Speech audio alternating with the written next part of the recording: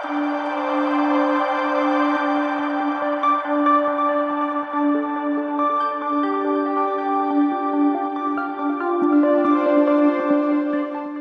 అందరికీ, welcome to today podcast.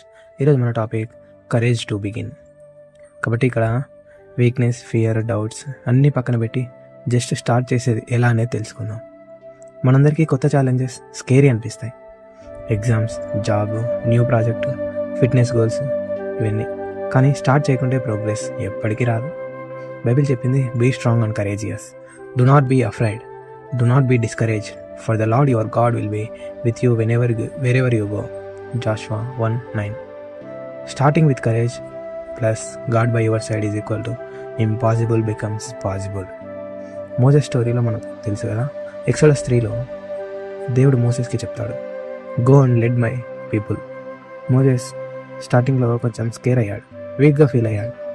But అప్పుడు దేవుడు చెప్పాడు, I will be with you. Weakness plus God present is equal to courage to begin. ఆయన మనతో ఉంటే మన వీక్నెస్ కూడా పక్కకి వెళ్ళిపోయి ఒక ధైర్యం ఇస్తుంది.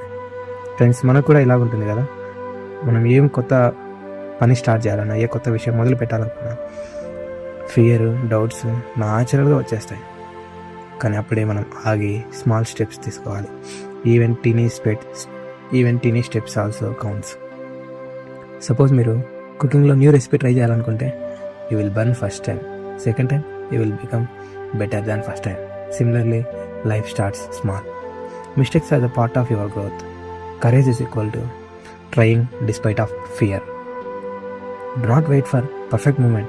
Do not wait for perfect preparation. Start now, God will guide you. Tiny start is equal to bigger change. Courage to begin today is equal to success tomorrow. So next time new challenge mundu edaithe, take a deep breath. Just begin with God. God will walk with you step by step. Stay brave, stay blessed. See you in next podcast. Bye.